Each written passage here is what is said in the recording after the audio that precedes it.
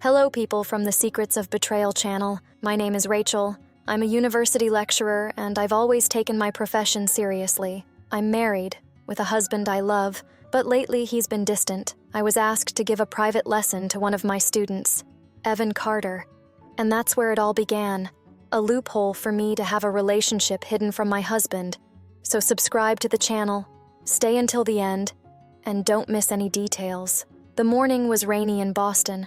The heavy clouds in the sky gave the feeling that the city was shrouded in a mantle of melancholy. Traffic was slow as usual, but today it seemed heavier, as if the city was also hesitant about what the day had in store. I, Rachel Matthews, a university lecturer in English literature, felt the same way.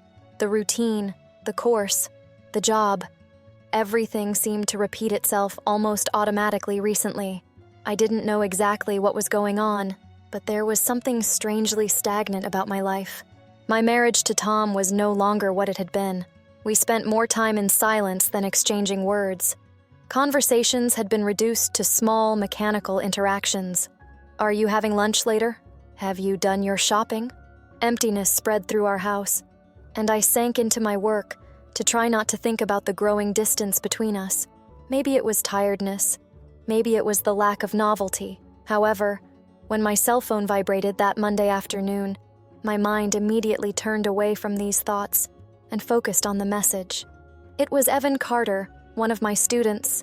Evan was intelligent, but with a slightly rebellious attitude, something I always noticed in his attitudes in class. He was 22, the age of someone on the threshold between impulsive youth and the first steps into adulthood. His smile, always discreet but with a hint of sarcasm, was something that caught the eye. He was the kind of student who, despite standing out, didn't make much noise. Once, in a discussion about Shakespeare, he made a remark so clever that it left me speechless. I regarded him with a certain respect, perhaps because of his sharp intellect, but also with a professional distance, which I have always maintained with my students. The message was simple, asking for private tutoring. He mentioned that he was having difficulty with one of the topics we had recently discussed in class, and how he needed a more detailed explanation. His sincerity touched me, and at the same time a lightness came over me. I accepted the invitation without much thought, as if it were an automatic reflex, without considering the implications. So I got in the car and headed towards Evan's apartment. The place I was heading for was a simple neighborhood, far from the city center, on a quiet street where the buildings were low, and the trees, although leafless, still stood imposingly. His apartment was on the second floor of a red brick building, typical of the area, with small balconies and large windows that let in the light. I parked the car and walked to the building, the sound of my boots on the wet sidewalk mixing with the steady rhythm of the rain. As I climbed the stairs, I could smell the familiar scent of an old building, a mixture of aged wood and dust. The door to Evan's apartment was ajar, meaning he was already waiting for me. When I entered, I was immediately greeted by a welcoming and simple environment. The space wasn't large, but it was well decorated, with modern furniture and a personal touch that reflected his personality. Books stacked everywhere, a guitar leaning against the wall, and a few plants, which brought a sense of freshness to the room. The lighting was soft, with a lamp hanging over the coffee table and another on near the window, where the curtains were slightly open, allowing the dim afternoon light in, mixed with the mist from the rain outside. Evan was sitting on a 3-seater sofa, covered in a light gray blanket. He stood up when he saw me, with that slightly shy, but at the same time self-assured smile. He was wearing a simple t-shirt and jeans, clothes that looked comfortable, but in a way that showed a certain unpretentiousness. The contrast between his casual appearance and the seriousness of his request for help made me pause for a moment, as if aware that something was going on beyond a simple tutoring session. "Hi, teacher. Please come in. I'm going to get some materials from the desk. Make yourself at home." His voice had a soft, almost relaxed tone, but something in his eyes told me that he was expecting more than just an explanation of literary theory. I glanced at him quickly, trying to maintain my professional posture, but I couldn't help noticing the way he was looking at me. His eyes were deep set, and were now fixed on me with an intensity that was unusual for a student in a classroom. He seemed more curious that day, as if he was studying me, but in a way that had nothing to do with the content of the lesson. I sat down in the armchair he indicated and put my bag next to it. The silence between us was there, but in a strange way, it seemed that he was waiting for a signal from me. I, on the other hand, was trying to stay centered, focused on the task at hand. I tried to divert my attention to the books on the table and start organizing the materials, but I couldn't help feeling that the atmosphere in the room was different. The space was small, but very intimate, and there was something about his posture that made me feel closer to him than I should have. I really don't understand this part of the text. Could you explain it to me in a simpler way? He asked, his tone light, but with a sincerity that made me realize how much he really wanted to understand. I was there for that, of course, but as I began to explain, I realized that the words weren't coming out as smoothly as they always did. Something in me was unfocused, and every time I looked at him, I saw an intensity in his eyes that I had never noticed before. As he talked about the structure of the novel, his hands fiddled with the papers on the table in an almost meticulous way, but his gaze never strayed from mine. I, on the other hand, tried to maintain the posture that had always defined me, that of an experienced, competent, focused teacher. But as the minutes passed, a silent tension began to form between us, and I realized, with a twinge of discomfort, that perhaps I wasn't as in control as I'd imagined. "You're right," he said, interrupting my explanation. "Maybe I have to look at the text in a different way. You always have such a clear view of things. I admire that about you." His words hit me unexpectedly, and for a moment my stomach did a flip. I looked at him and, for the first time, I found myself wondering what he really meant by those words. I was on fire just for having been complimented, because my husband didn't even do that. Silence settled in, and I realized that somehow the atmosphere had changed. It was no longer a simple lesson. The atmosphere between us had changed, without me knowing exactly how or why. I knew I should walk away, put the conversation back on a professional track, but something inside me was beginning to question why I felt so vulnerable. As the rain continued to hammer on the windows of Evan's apartment, I felt that the rhythm of the class was unraveling somehow. I, Rachel Matthews, a dedicated and married teacher, was desperately trying to focus my mind on the literary concepts I was supposed to be explaining, but Evan's gaze was pulling me with unexpected force. He was sitting in front of me, his body now leaning forward, his eyes fixed on me with an intensity I couldn't turn away from. And, most disturbingly of all, I didn't know what exactly was going on, but I felt increasingly uncomfortably aware of his presence. I kept explaining, but the words came out of my mouth like a distant whisper, as if a fog was taking over my thoughts. Austen's novel, as you can see, uses dialogue to reveal the layers of the character. I began, more out of habit than real attention. I knew he needed this explanation, but as I said the words, I realized that they no longer made much sense to me. I was talking, but I sensed that something else was at play here, something that had nothing to do with Jane Austen. Evan, as always, was attentive, but his posture was different.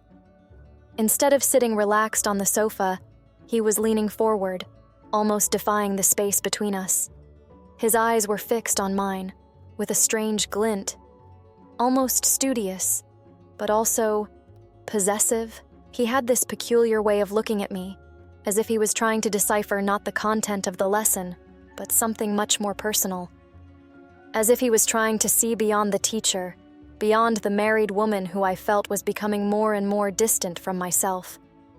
The room was silent, with only the sound of the rain and the slight rustle of paper as I turned the pages of the book. The air was heavy, and the temperature, even with the heating on, seemed suddenly stifling. I tugged a little at the collar of my jacket, trying to distract myself with something physical. But Evan's eyes were there, staring at me, and now instead of just a student, he seemed to have turned into something more, as if I were a puzzle to be solved.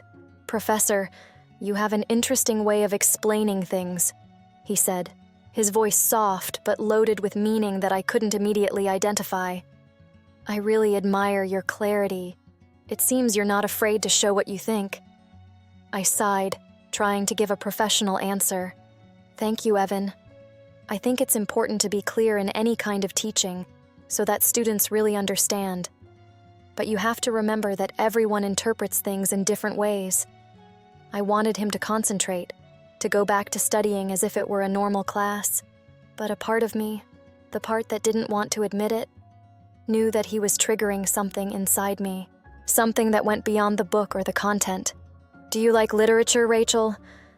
The question seemed innocent, but there was something else behind it. The way he said my name, I didn't know why, but it affected me. He had never called me by my first name before. "I feel closer than you think when I read the books you recommend," he continued, his voice now lower, almost whispering. That took me by surprise. I was there to teach, not to engage in personal conversations. But as he continued talking, a part of me found itself more vulnerable, more willing to give in to that curiosity he seemed to have about me. I like literature because it allows me to see the world in different ways. Stories teach us more about humanity than anything else, I replied, trying to keep my tone neutral, professional. But there was something in his words, something in the way he looked at me, that seemed to challenge everything I believed my stance to be. I would never allow my students to see me in such a personal way.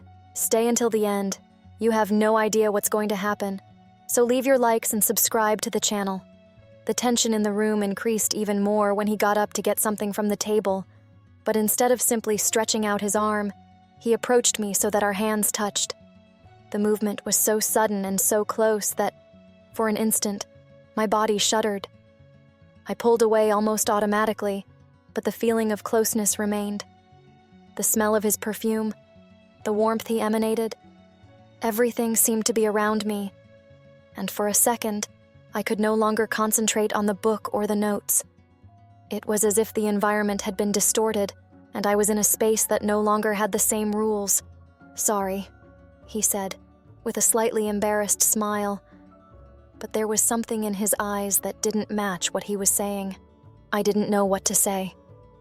I didn't know what was more confusing, the fact that he had approached me, or the fact that I had become so aware of it. He went back to the sofa, but the physical distance no longer seemed enough to distance the tension between us.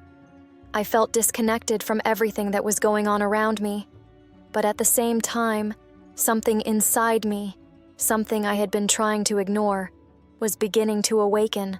"Let's get back to class," I said quickly, trying to regain control of the situation. I knew that my posture was wavering, but I couldn't give in to it. I couldn't allow simple reinforcement to turn into something more. I was there to teach, not to get lost in emotions that weren't part of my life. "You need to understand the relationship between the main characters," I began to explain, but I realized that my voice no longer had the same firmness as before. I was nervous, and the idea that something was out of control tormented me. Evan was watching me, his eyes on me more than ever. My every word, my every move, seemed to be analyzed and pondered. I knew he was expecting something from me. And despite all my efforts to keep control of the situation, I began to realize that this was no longer going to be a simple tutoring session. Something else was happening. Something I didn't know how to stop. Time seemed to dilate as the space between us continued to shrink. The words I was saying, although related to literature, seemed distant. What was happening there wasn't just about the content of the course. We were somehow exploring uncharted territory, and I knew that by the end of that afternoon, nothing would be the same. He had stood up again, but this time, instead of going over to the table or the books, he approached me, almost without making a sound. The movement was so subtle, yet so charged with intention, that it made me realize that I could no longer deny what was happening. Austin's words, the discussions about English literature, all this no longer made sense. I was completely aware of his closeness, his breathing, the way he moved with a grace that almost defied my attempt to keep my composure. "You're distant, Rachel," he said, interrupting my thoughts with his voice, soft but laden with a disturbing confidence. "I've noticed that you're no longer paying attention to what you're saying. What's going on?" I looked at him, trying to find a way to justify my lack of concentration, but the words disappeared before I could articulate them. The truth was, even if I wanted to go back to talking about Austen's novel or anything else that might make me seem distant and focused, all I could do was watch the way he looked at me, how he saw me. I missed it. My husband didn't do that to me anymore. My mind was in a whirl. He was teasing me in such a direct way that it seemed impossible to ignore. His every word, his every gesture, was now tinged with something else. He had come so close to me that I could feel the warmth of his body, the lightness of his perfume, a woody scent that now seemed to have invaded every inch of the air around us. The physical distance between us no longer existed, and that terrified me. "I'm just trying to explain the part of the book that you didn't understand," I managed to say, trying to keep control, but my voice was low, almost broken, and I knew he could tell. He always did. "You don't have to explain anymore," he said, now with a smile that was both gentle and audacious. He moved even closer until our legs were almost touching, and when he spoke, his voice was softer, almost a whisper. "I understand a lot more than you think. I just don't know if you realize what's going on here, Rachel. I can see you, seeing me." Evan, for his part, seemed to know exactly what was going on. He leaned forward until his breath was almost touching my skin. I could feel the warmth of his presence, the magnetism of his body next to mine, and for a moment, the outside world disappeared. There was no longer the sound of the rain outside, no longer the weight of my marriage, of my professional ethics. There was just him and me, in a space that now felt like a boundary, a fine line that, I knew, we could cross with a simple gesture. "Rachel, I know you're trying to fight it," he said in a low tone, almost as if he was reading my thoughts. "But I also know that you want to. It's not just the class that brought you here. It's something else, something you can no longer deny. There's no going back." Those words echoed in my mind, a sense of despair mixed with something much deeper. He was right. I was no longer sure about anything.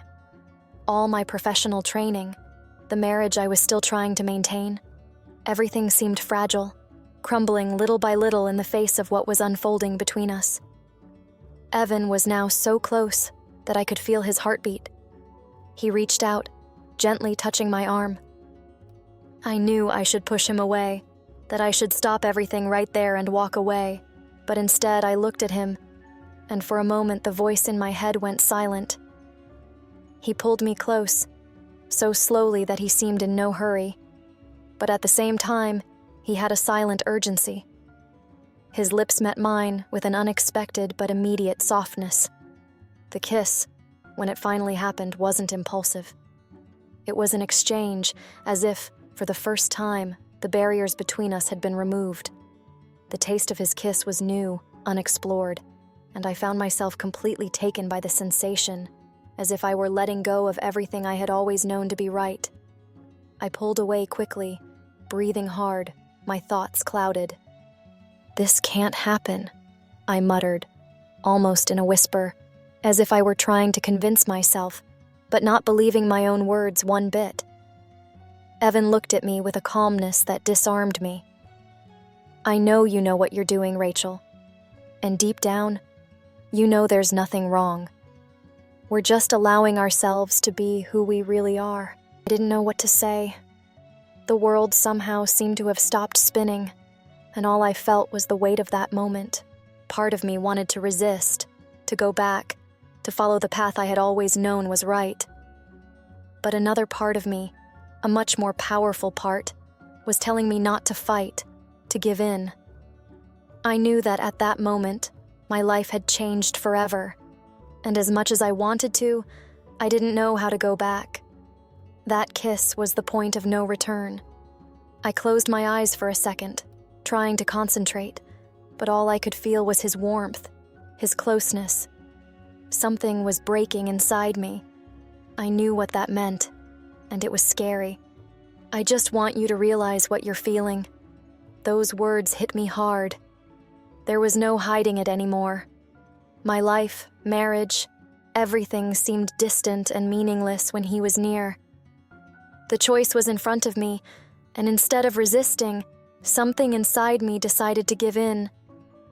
I took a step towards him, and the kiss that followed was like a relief, a breaking down of all my barriers. There was no more room for doubt. I was with him, and the moment our bodies touched, everything else disappeared. There was only now. Hours later, I was lying next to Evan with the soft sound of rain, almost as if the world had stopped while I tried to understand what had happened. I looked at him, sleeping, and without saying anything, I picked up my things and wrote a simple note before heading out the door.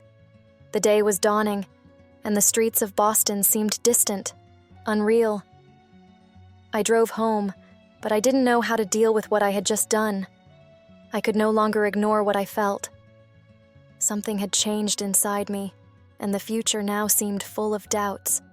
That was the end of the story, my loves.